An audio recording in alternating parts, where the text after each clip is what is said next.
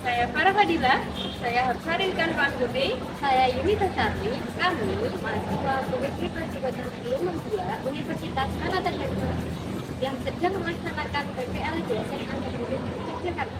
Pada kesempatan kali ini kami akan menyampaikan mengenai praktik baik yang telah kami laksanakan selama PPL di SMA Negeri 7 Yogyakarta. Praktik baik pertama yang telah kami lakukan selama PPL di SMA Negeri 7 Yogyakarta yaitu memanfaatkan teknologi inovatif dalam pembelajaran di kelas.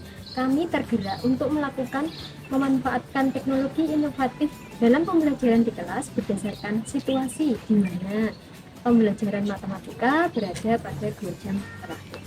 Pada situasi tersebut, semangat dan fokus peserta didik telah berkurang.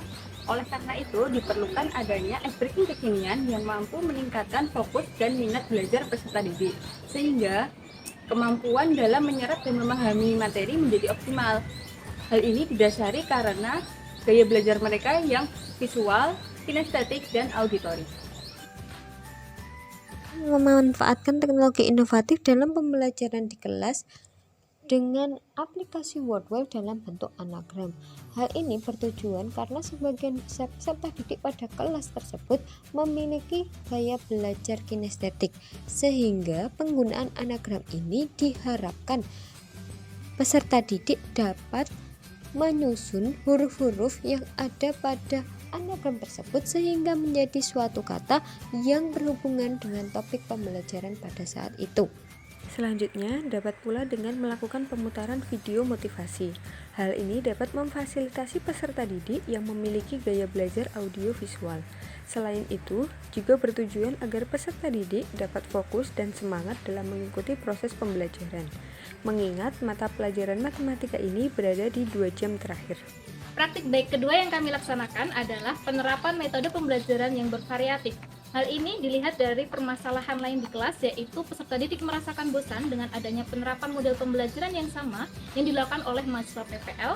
Kemudian hal ini juga berdampak pada masalah yang kedua, yaitu peserta didik kurang aktif dalam pembelajaran. Berdasarkan dua permasalahan tersebut, kami berfokus pada karakteristik peserta didik yang memiliki gaya belajar kinestetik dan kemampuan mereka untuk berbagi pengalaman kepada temannya, sehingga kami memilih metode pembelajaran Indecap Match, Jigsaw, dan Talking Stick untuk mengatasi permasalahan tersebut. Metode pembelajaran Jigsaw kami terapkan guna memfasilitasi karakteristik peserta didik di mana mereka senang berbagi pengetahuan dengan teman-temannya, dan ternyata ada beberapa peserta didik yang lebih mudah memahami suatu materi dari penjelasan temannya dibandingkan penjelasan dari guru yang tentunya dengan bahasa yang lebih sederhana dan mudah dipahami, sehingga diciptakanlah suatu kondisi pembelajaran di mana peserta didik dihadapkan pada suatu permasalahan yang sama namun dengan langkah pengerjaan yang berbeda. Maka mereka akan disatukan kembali ke dalam kelompok yang baru dan mereka akan menjelaskan kepada anggota kelompok yang belum memahami langkah pengerjaan sesuai pemahaman mereka. Metode pembelajaran Talking Stick di sini digunakan dalam memilih peserta didik yang akan mempresentasikan hasil belajarnya dengan cara memutarkan stick diiringi lagu. Nah, lagu di sini yang kami pilih sesuai dengan apa yang sering didengarkan oleh peserta didik sehingga mereka merasa senang saat memutarkan stick dan tidak terbebani saat terpilih menjadi peserta didik yang mempresentasikan hasil belajarnya.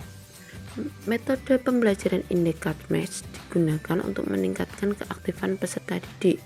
Metode ini mengharuskan peserta didik untuk bekerja sama dengan temannya sehingga akan meningkatkan keaktifan dan memupuk rasa persatuan. Selanjutnya, peserta didik akan mempresentasikan apa yang telah mereka kerjakan. Maka dari itu, mereka akan mendapatkan pengetahuan yang baru dari apa yang telah mereka pelajari. Demikianlah praktik baik yang telah kami laksanakan selama PPL di SMA Negeri 7 Jakarta.